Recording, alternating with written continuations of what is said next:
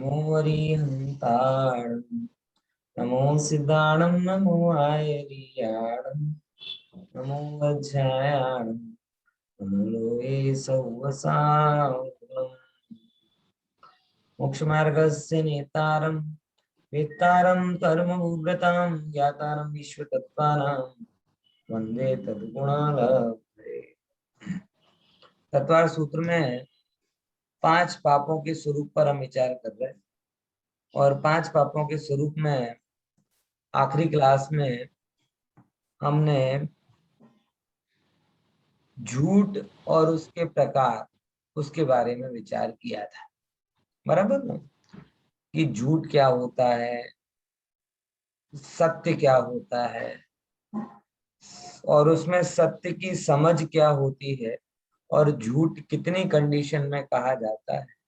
इन मुद्दों पर थोड़ा हमने विचार किया था, ठीक है ना?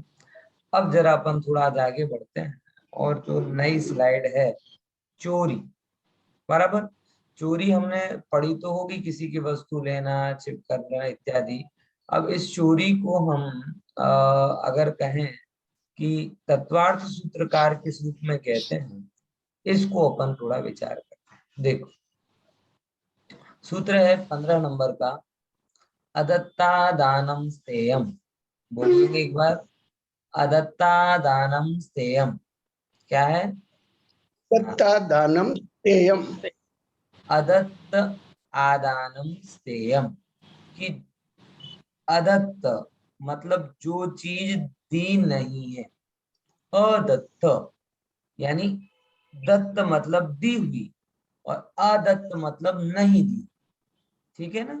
फिर से, दत्त मतलब आपेली અને અદત્ત એટલે નથી આપી, નથી આપેલી એવી વસ્તુનું આદાન એટલે ગ્રહણ કરવું, એને શું કહેવાય? ચોરી કહેવાય। સ્તેય, તે મતલબ ચોરી કહેવાય છે, ઠીક છે? ફરીથી એકવાર જો, अदत्त એટલે આપ્યા વગર बिना दी हुई वस्तु का लेना, वो क्या कहलाता है? स्तेय है। देखिए, जब भी हम चोरी के बारे में विचार करते हैं तो हमें चोरी के नाम पर बड़ी बड़ी चोरियां याद आती हैं, जैसे अंजन चोर की चोरी, विजय माल्या की चोरी समझ आया? नीरव मोदी की चोरी। मतलब समझ आया कि ये अब हमें ऐसी ऐसी चोरी के कारनामे ख्याल में आते हैं, लेकिन हमारे जीवन में भी आंशिक रूप में चोरी होती रहती है, इसका हमें ध्यान में नहीं। देखो, बहुत सारी बातें इसके बारे में विचार है, धीरे धीरे तो अपन चर्चा करेंगे कि जो चीज दी हुई नहीं है मतलब आपकी नहीं, निश्चय से देखा जाए तो कुछ भी आपका नहीं, बराबर ना? निश्चय से देखा जाए तो तन से जिसका है कि नहीं हो, छूटती मित्रों से कैसे। એટલે जब शरीर ही अपना नहीं है तो फिर बाकी की और कोई चीज अपनी कैसे हो सकती? यानी निश्चय से देखा जाए तो ना कुछ मेरा है ना कुछ तेरा है, इसीलिए चोरी का प्रश्न ही नहीं है, क्योंकि ना कोई किसी की वस्तु को ग्रहण कर सकता, ना कोई किसी की वस्तु को छोड़ सकता है। तो निश्चय से अगर चोरी की व्याख्या समझने जाओगे तो मुझे जरा क्या कहते हैं, बनारसी दास जी को याद करना पड़ेगा। बनारसी दास जी क्या कहते हैं, याद है? 7 व्यसन की परिभाषा में भाव साप्त व्यसन हितल बेन है। भाव 7 व्यसन में चोरी में क्या कहा है? प्यार सो पराई सोच गए वे की चाह चोरी है। परमागो मोनर्स जिंदाबाद है એમાં આવ્યું હતું આ બધું कि प्यार सो पराई सोच गहवे की चाह चोरी, कि प्यार से किसी भी वस्तु को मोह के अधीन किसी के वस्तु के साथ में रहने का भाव, सोच मतलब सन्निकर्ष, पार्टनरशिप, सानिध्य। तो अगर राग के कारण आप किसी भी चीज की निकटता चाहते हैं, आप समझ रहे हो, तो वो भी भाव चोरी है। आप अपनी चीज देखो, एक तो ये हुआ कि हम किसी दूसरे की ज्वेलरी उठा कर ले आए, दूसरे का रुपया उठा कर ले आए, वो तो चोरी है ही। लेकिन निश्चय चोरी क्या है पता है? निश्चय चोरी कहते हैं कि दूसरे का भले ही लेकर नहीं आए, लेकिन आप रोज देखते हो अपने तिजोरी को, देख के हाँ हाँ हाँ मेरा पैसा है। जैसे मैं एक मेरे मित्र को जानता हूँ, मित्र नहीं मतलब समाज वाले हैं, बोले पंडित जी ऐसे तो पैसा बहुत है, गिनता तो रोज नहीं, लेकिन एक बार तिजोरी खोल के देख जरूर लेता हूँ, रोज का नियम। अब वो इतना सब 2 नंबर का है, रख तो सकते नहीं है बैंक में, तो रखा जाता है तिजोरी में, तो रोज गिना भी नहीं जाता, तो क्या कर लेते हैं, रोज देख लेते हैं। अरे बहुत बढ़िया। अब दूसरे के धन को हड़पना वो तो चोरी है ही, लेकिन अपने धन की निकटता महसूस करना वो भी भाव चोरी। अपनी ज्वेलरी को बार बार, तो सोने का अगर आभूषण आ गया, हीरो का आभूषण आ गया, देख रहे हैं खुश हो रहे हैं, घर में कोई वस्तु आ गई उसको देख देख के खुश हो रहे हैं, तो गहवे की चाह मतलब इच्छा भी अगर आपको वो हो रही है, तो वो भी एक प्रकार से चोरी है। तो निश्चय से चोरी का तो इतना उत्कृष्ट स्वरूप है कि किसी भी वस्तु को ग्रहण करने की इच्छा वो चोरी ही है, बराबर। लेकिन व्यवहार से जब हम चोरी का स्वरूप समझते हैं, तो व्यवहार से चोरी में एक नियम आता है कि हम व्यवहार से चोरी मतलब जो चीज लोक व्यवहार से आपकी है, क्या बोला, निश्चय से आपकी है ये नहीं कह रहे, लोक व्यवहार से आपकी। लोक व्यवहार से आपकी मतलब क्या है कि ये मेरा मोबाइल निश्चय से तो मेरा है नहीं, बराबर ना, नहीं है मेरा, लेकिन व्यवहार से मेरा कहा जाता है। क्यों कहा जाता है? सिंपल आपसे पूछूं, निश्चय से ये मोबाइल मेरा नहीं है, लेकिन व्यवहार से मेरा क्यों कहा जाता है?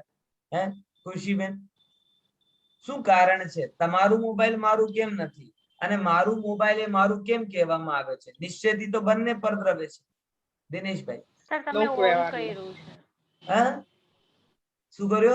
ઓન કર્યું છે તમે, હા એટલે પરચેસ કર્યો છે, હા અને વેચાતું એની એક લીધું છે હા સ્વામિત્વ મેળવવાની એક લીગલી મેથડ હોય છે। શું કીધું? આ વસ્તુનું હું ઓનર થયો એના માટેનો એક લીગલી મેથડ છે। લીગલી મેથડ શું?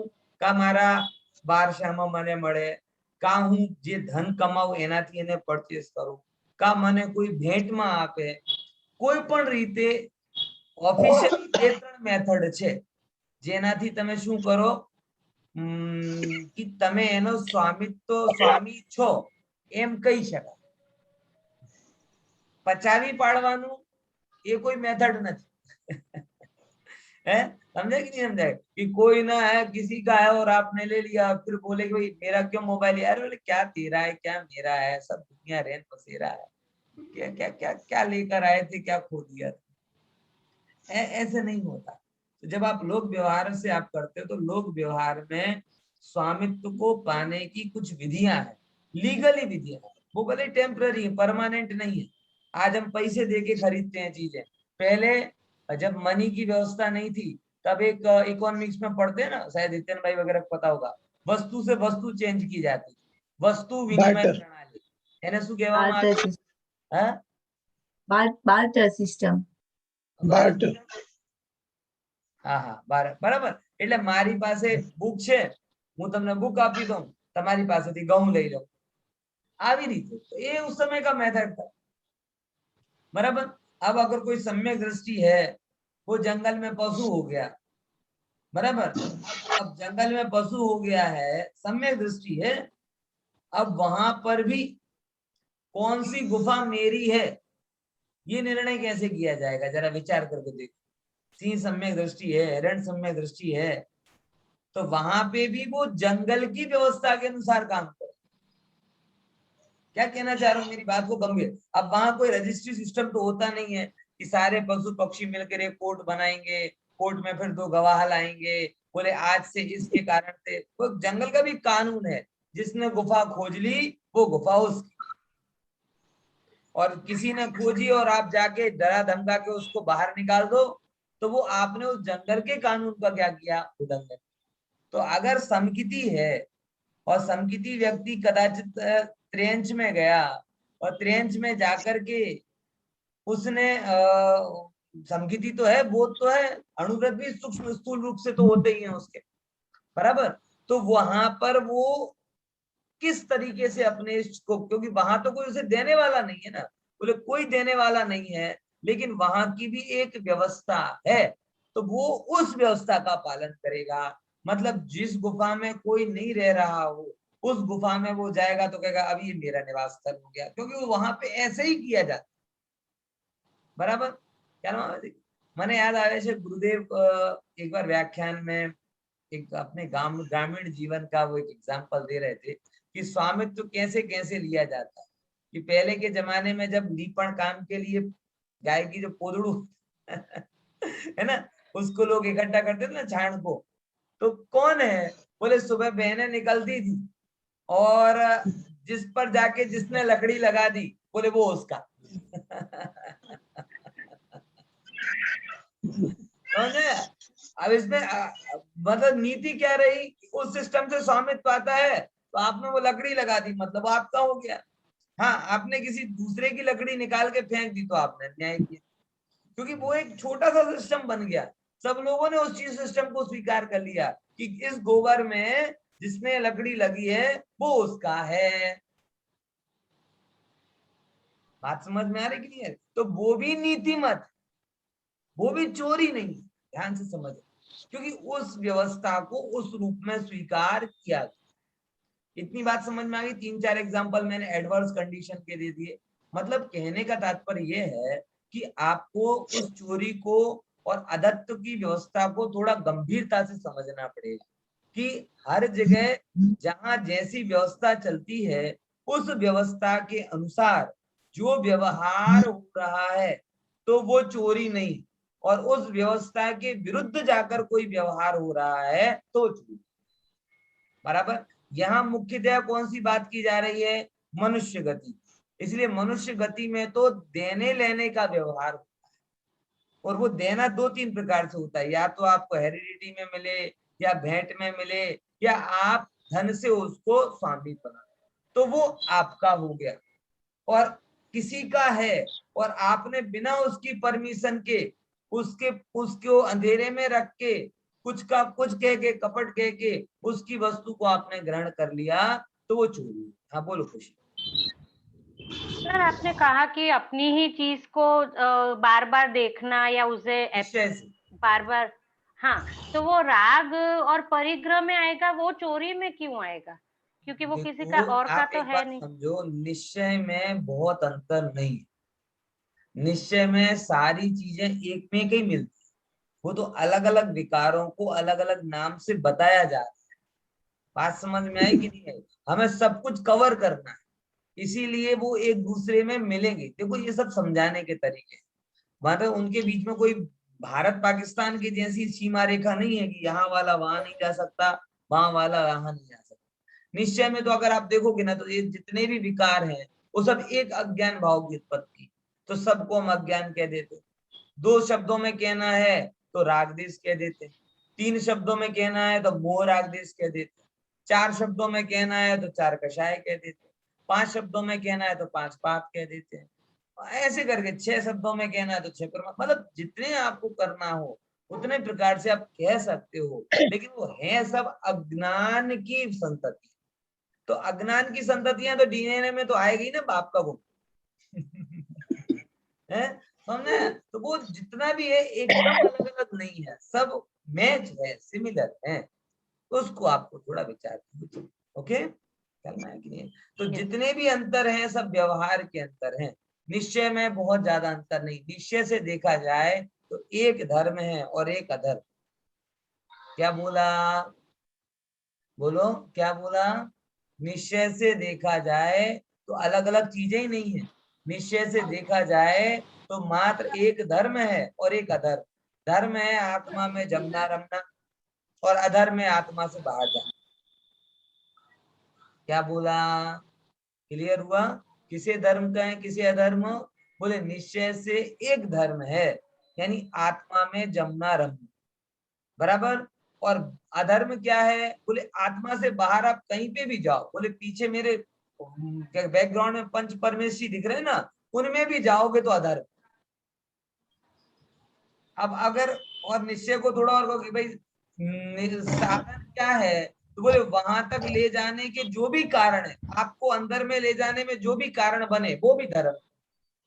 प्रवचन कारण बन रहा है तो हम उसको भी धर्म कह देंगे, स्वाध्याय कारण बन रहा है तो उसको भी धर्म कह देंगे, भगवान के दर्शन कारण बन रहे हैं तो उसको धर्म।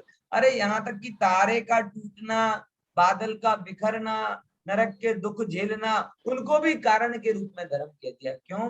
क्योंकि वो भी अंदर में जाने में कारण बने।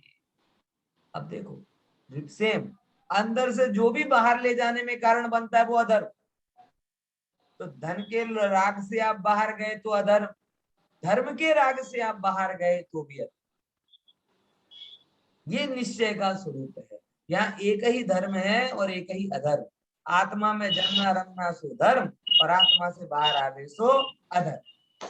इसीलिए वो सब मिक्स हो जाए, बराबर। क्या ना, ये चीज आप समझ।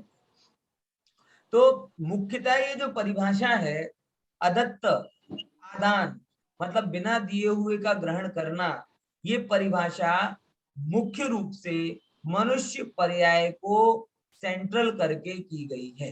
कि जब आपकी जो मनुष्य पर्याय है उसका जो लोक व्यवहार है उसमें हर चीज देने लेने से संबंधित होती है, और अगर आप उस लोक व्यवहार का पालन नहीं करते हो तो वो एक अंश में चोरी होती है। ये यहाँ बताना चाहते। ठीक है, क्लियर? तो अदत्त आदान मतलब बिना दिए हुए का ग्रहण करना, उसे चोरी कहा गया। देखो थोड़ा आगे तो उसको अपन थोड़ा और समझ खुलासा करते हैं कि क्या खुलासा करते हैं वहां पे। સાંભળું છું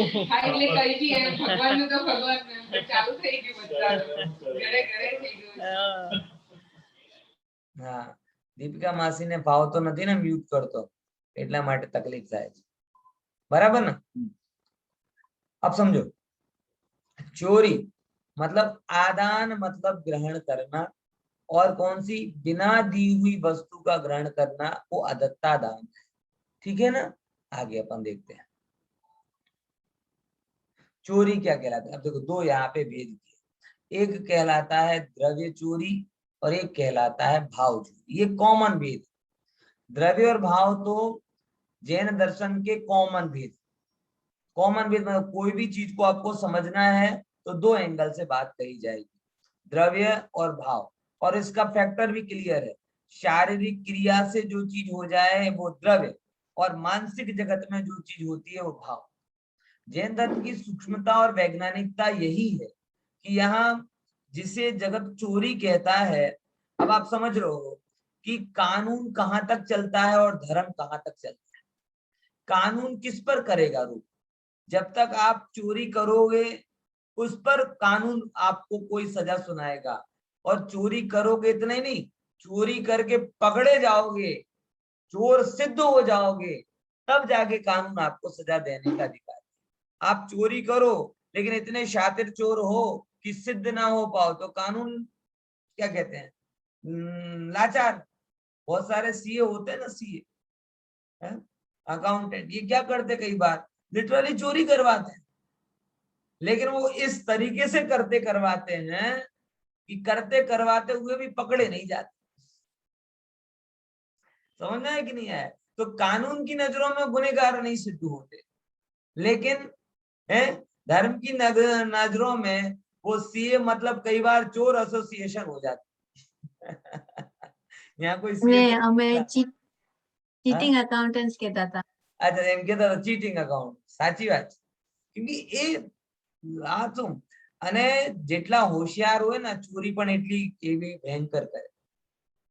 અભણ માણસ હોય ને તો એ કોઈનો વોલેટ મારે તો કેટલા નુકસાન કરે, કેટલાનું વધારે વધારે વોલેટમાં લઈને કોણ કેટલો ચાલે, 500,000 5,000 રૂપિયા। મગર જો ભણેલો ગણેલો હોય તો અકાઉન્ટ હેક કરી નાખે, ને હેક કરે તો પછી સીધા કેટલા જાય? ડબ્બા સાફ। ખ્યાલમાં આવે છે? इसीलिए ये बात समझो कि ज्ञान पात्रता के साथ में खिलता है और अपात्रता के साथ में सत्यानाश भी।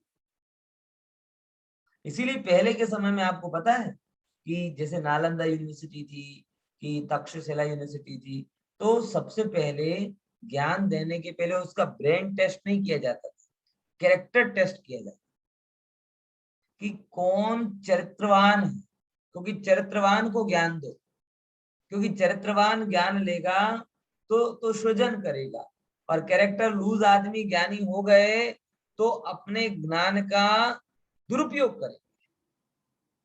बोलो होता है कि नहीं होता? आज जितने बड़े बड़े ये सब लोग हैं, सीईओज हैं, ये सब कितने अब गजब है। मुझे बड़ा दुख होता है सिस्टम को देखकर, इंडिया की आपको बात कहूं है कि एक बेचारा किसान या कोई मकान वाला मिडिल क्लास व्यक्ति लोन ना भर पाए तो बैंक वाले इतनी दादागिरी करें कि उसका घर पड़ा ले। और ये नीरव मोदी ने, विजय माल्या जैसे लोग, अपने तो संख्या खबर नहीं पड़ती, 1000 लाख करोड़, मतलब क्या है, क्या कहना चाह रहे हो, कितनी संख्या, इतना सारा धन हड़प करके चले जाए तो कोई व्यवस्था, बैंकरप्ट घोषित कर दें अपने आप, बोलो साहब ये कर ही लो, हमारे पास है ना थी। ये मतलब कितना डबल स्टैंडर्ड है। इसीलिए जो विचारने की वाली बात है कि ज्ञान पात्रता के साथ में खिलता है। अगर आप पात्र हैं और आपका ज्ञान है तो आप एक सृजन का काम करेंगे, और अगर अपात्र हैं और आपके अंदर ज्ञान आ गया तो वो क्रिएटिव कम होगा, कंस्ट्रक्टिव कम होगा, डिस्ट्रक्टिव ज्यादा। ये एक बहुत बड़ी, इसीलिए पहले नंबर ज्ञान के साथ साथ कैरेक्टर्स के ऊपर बहुत जोर दिया है। और ये 5 व्रत है ना, 5 व्रत, ये आपके चरित्र निर्माण के आधार, ये सनातन, ये 5 व्रत है ना, ये आपके चरित्र निर्माण के आधार है। और ऐसे ही 5 पाप आपके चरित्र के कमजोरी के कारण, इसीलिए यूनिवर्सल है, इसमें धार्मिकता है ही नहीं। जैन धर्म तो इसको माइक्रो लेवल पर फॉलो करता है, लेकिन नॉर्मल लेवल पे तो हर एक व्यक्ति को फॉलो करना चाहिए। हम लोग सौभाग्यशाली हैं कि हमें इन व्रतों के संस्कार गढ़थूती से मिले हैं और हम इसकी सूक्ष्मता को जानते हैं, इसीलिए कोशिश करते हैं कि माइक्रो लेवल, सूक्ष्म अति सूक्ष्म रूप में भी हम इनका पालन करने का प्रयास करें। लेकिन सामान्य रूप में तो ये सबके हैं। अगर आज कोई व्यक्ति समाज में है, देश में है, और इस प्रकार से किसी का लिया हुआ धन दे नहीं, वापस नहीं करे, सब चोर हो जाए, तो कोई नीति रहेगी क्या? अराजकता होगी। और लोग जो बार बार धर्म पे क्वेश्चन मार्क करते हैं, जो लोग बार बार पढ़ लिख कर यही विचार करते हैं, ऐसा ही कहते हैं, आपको बहुत सारे यंग मिलेंगे कि धर्म ने लड़ना झगड़ना सिखाया है, धर्म ने लड़ना झगड़ना सिखाया है। भाई साहब ये तुम गलत बात कह रहे हो कि आज भी जितनी जगत में नैतिकता बची हुई है वो मात्र धर्म के कारण बची हुई। कहीं ना कहीं सबको पुण्य और पाप का भय है, बराबर। कोई ना कोई एक अपने ऊपर व्यवस्था को स्वीकारता है तो अपने आप नीतिवंत हो जाता है, भले ही चाहे वो भगवान की कोई स्वीकार ले, भले ही चाहे वो कर्म को स्वीकार ले, चाहे कुछ भी, लेकिन अपने से बियॉन्ड अपने ऊपर कोई चीज स्वीकारता है तो उसे एक भय रहता है कि नहीं, गलत नहीं करना, सही करना, नहीं तो सब चोर हो जाएंगे।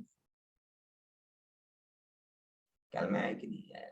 इसीलिए जो भी कम्युनिस्ट कंट्रीज थी, जैसे कि अपन कहे रशिया या चाइना, बराबर, कम्युनिस्ट का तो जोर आप लोग जानते होगे ना थोड़ा बहुत, कम्युनिस्ट क्या होता है, टोटल मेटरलिस्टिक अप्रोच वाले, जो भौतिकवाद को ही सही मानते हैं, जिन लोगों के नजर में क्या कहते हैं, धर्म है ही नहीं, ईश्वर है ही नहीं।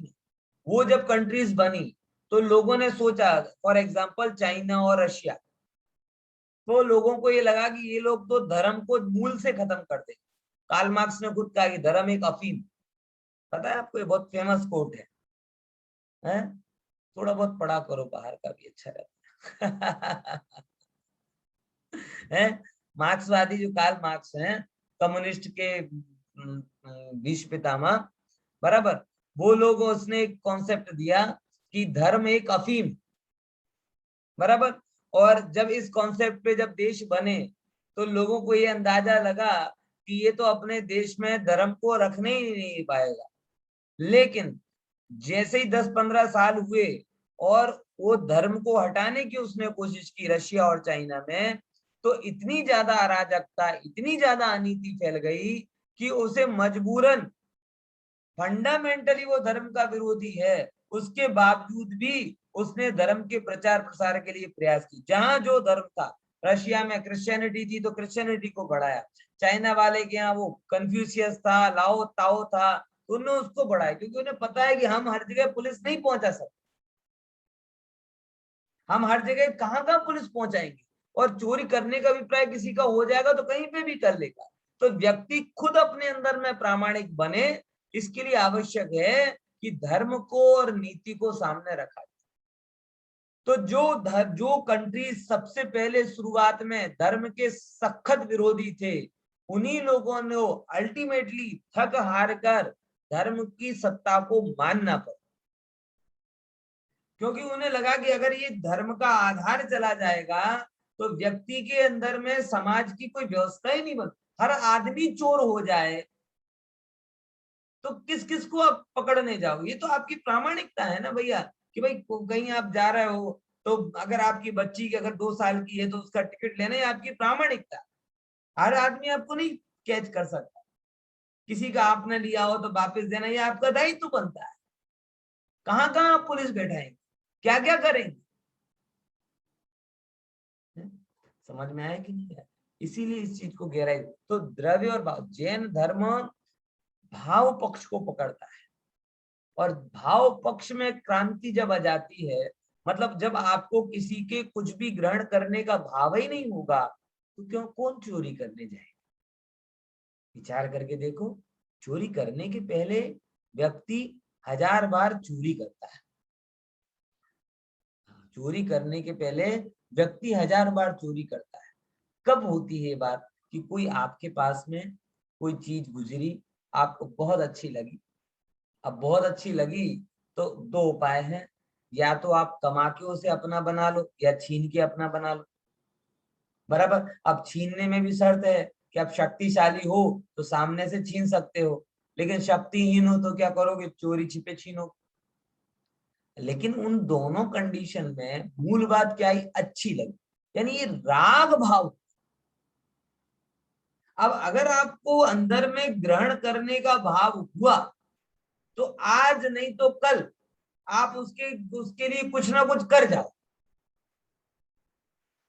नीति से अनीति से। इसीलिए आचार्य ने बड़ी गहराई से हमको शुरुआत से संतोष व्रत सिखाया है, बहुत शुरुआत से अपरिग्रह व्रत सिखाया है, बहुत शुरुआत से अब जैसे कि ना ब्रह्मचर्य सिखाया है, कि आप किसी भी चीज के प्रति ऐसे प्रलोभित मत हो जाओ कि उस चीज को पाने के लिए आपको ऐसा काम करना पड़े कि जिसके कारण आप धर्म की दृष्टि में गुनहगार बन जाओ, समाज की दृष्टि में गुनहगार बन जाओ, और कानून की दृष्टि में गुनहगार। और वो सब गुनहगार कब बनते हो, आपकी जब आपके मूल में भाव में ये भाव। आचार्य कहते हैं कि भाई अगर तुझे चोरी का त्याग करना है तो सबसे पहले तुझे ये जो पर के प्रति आकर्षण है उस आकर्षण को खत्म करना होगा, और जब आकर्षण खत्म ही हो जाएगा तो ग्रहण करने का भाव तो बहुत दूर रहा, जो पड़ा हुआ है उसके प्रति भी वैराग्य का भाव है, उसके बारे में भी सोचोगे क्या करें, ये माथे पे रहेगा तो बोझ पड़ेगा और छोड़ देंगे तो हल्के। ख्याल में आया कि नहीं आया? समझे? स्टोपदेश में एक बहुत सुंदर गाथा आती है, यथा यथा समायाति संवित्तम तत्त्वमुत्तमम् तथा तथा न रोचन्ते विषया सुलभेष्वपि, कि जेम जेम તમારા અંદરમાં તત્વની રુચિ વધતી જાય તેમ તેમ શું થાય છે કે જે અનીતિપૂર્ણ વિષય છે એને લાવવાનો તો મન થતો જ નથી, પણ જે નીતિપૂર્ણ છે, જે નીતિપૂર્ણ છે, સુલભ છે, તમારા જ છે, એના પ્રત્યે પણ શું થઈ જાય છે, આકર્ષણ ઓછો થઈ જાય। એટલે ધર્મ તો તમને એટલો સુપર સ્ટ્રોંગ બનાવી દે છે कि अनीति तो विषय, अनीति थी चोरी करीने तो कई वस्तु लावानी ज नथी, પણ જે છે એના પ્રત્યે પણ અનાસક્તતાનો ભાવ લાવો. ફરીથી શું કીધું? જે નથી એના પ્રત્યે આકર્ષણનો તો પ્રશ્ન જ નથી, અને જે છે એના પ્રત્યે પણ કયો ભાવ હોવો જોઈએ? અનાસક્તતાનો ભાવ હોવો જોઈએ. આસક્તતા ખબર પડે છે ને ભાઈ? જેમ આસક્ત એટલે સોખવું. તમે આમ કરો ને કે આમ ગરમ લોઢી હોય ને, આમ માટીની લોઢી હોય કે તવા હોય, કઈ પણ એના ઉપર પાણી છાંટે તો શું કરે? બધું સોખી લે છે. બરાબર? એ કહેવાય આસક્તતા, એટલે એને સોખી લે. એમ અજ્ઞાનીનો ચિત્ત કેવો હોય છે? અજ્ઞાની ચિત્ત આસક્ત હોય છે. એના ઉપર કંઈ પણ નાખો એ શોખી લે છે, તરત જ શોખી લે છે, અબ્ઝર્વ કરી લે છે. અને અનાસક્ત કેવો હોય? શીતલ તવા, કે એના ઉપર કંઈ પણ નાખો એ એના ઉપર નાચતો દેખાશે, પણ એના સંબંધમાં એને કઈ રાગ કે દ્વેષ આદિ. તો ધર્મ શું કરે? તમને ધર્મ સુપર સ્ટ્રોંગ બનાવે કે નીતિ પૂર્ણ. આમ તો જો અનીતિથી તો કંઈ કરવાનું જ નથી, અને નીતિથી પણ આગળ વધીને જે ઓલરેડી અવેલેબલ છે એ અવેલેબલ વિષયોમાં પણ અનાસક્તતાનો ભાવ આપી દે. હવે જે ગમતું જ ના હોય એની ચોરી કોણ કરે? વિચાર કરો. વિચાર કરો. એક વાર હું મારા મિત્ર જોડે ગયો બહાર, મારી પાસે શું 5,000 રૂપિયાની નોટ બુક્સ હતી, ચોપડી, બરાબર, અને સાથે 300 રૂપિયાનો હેલ્મેટ, બરાબર. તો પહેલા ભાઈએ શું કર્યું કે 300 રૂપિયાનો હેલ્મેટ તો ટેકીમાં મૂકી દીધું, બરાબર, અને આટલી બધી ચોપડીઓ હતી, અને પછી જતો રહ્યો, જવા લાગ્યો. તો ભાઈ એનો શું? એને કોઈ નહીં લઈને જાય. હે, खबर पड़ी? એટલે 300 रुपया का हेलमेट, 300 रुपए का हेलमेट, लोगों को उसकी कीमत है तो उसकी चोरी हो सकती, लेकिन जिन पुस्तकों की कीमत 5,000 है, पुस्तक की कीमत, और उसके ज्ञान की कीमत तो अमूल्य है, बोले उसको आप सुबह से शाम तक चौराहे पर छोड़ दो, कोई भी लेके नहीं जाएगा, और 100 रुपए की चप्पल छोड़ दोगे तो आधे घंटे बाद दिखेगी। यानी चोरी के पीछे भी मूल कारण क्या है? कीमत भी नहीं है, आकर्षण। अच्छा लगता है, लोगों को चप्पल की जरूरत लगती है, चप्पल के बिना पैर में कांटे चुभ जाएंगे, लेकिन ज्ञान के बिना आत्मा छिन्न भिन्न हो जाएगी, वो ख्याल नहीं पड़ता, इसलिए उसके लिए तैयार है, पैर के कांटे बचाने की। ये आज की रियलिटी वास्तव है। अपने यहाँ पे जब प्राचीन समय में जब बहुत ज्यादा लोगों के अंदर अवेयरनेस नहीं थी ज्ञान के प्रति, तो शास्त्र भंडारों की कृतियों को ये विदेशी लोग, जापानीज लोग, यूके वाले, अमेरिका वाले लोग 200 रुपए में पुराने ग्रंथ लेकर चले गए। 100 रुपए, 200 रुपए, क्यों? क्योंकि उन लोगों को जो उस समय संभाल रहे थे उनको उसकी कीमत ही नहीं लगती। उन्हें लगता है कागज ऐसे साचवવું અઘરું પડે છે, આપી દો ના 200 રૂપિયા આવશે, છોકરા ખુશ થશે।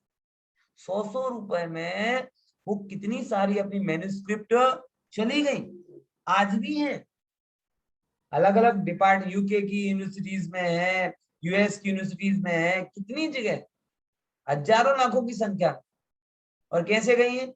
ऐसे 100 200 रुपए, क्योंकि उस ज्ञान की ने कीमत नहीं थी, और उन लोगों को उस समय रेनेसा के कारण कीमत आ गई थी, तो वो उसे कीमती समझते थे, तो लाखों रुपए में भी अगर कोई देता तो ले लेते, लेकिन अपने यहाँ को तो कीमत ही नहीं थी, तो 100 रुपए में दे देते। एक जगह तो ये सुना था कि पीपरमेंट की गोलियों के कारण शास्त्र दी है। पीपरमेंट की गोली होती है ना, पोलो टाइप, क्योंकि यहाँ पे नहीं मिलती थी वो, और वो लोग लेकर आए, उनको खिलाया, बोले बहुत अच्छी लगी, बोले हाँ बहुत अच्छी लगी, और चाहिए? बोले हाँ लाओ एक चौक ग्रंथ लेके, कोई बात नहीं, कोई काम का नहीं में से उसके देखो। यानी चोरी कब होती है? कि चोरी आकर्षण होता है तब होती है। समझ में आया? तो हमारे अंदर में जब तक विषयों का आकर्षण रहेगा तो हमारे अंदर में एक चोर बैठे ही रहे, हम नहीं बच पाएंगे। सर एक प्रश्न था। बोलो।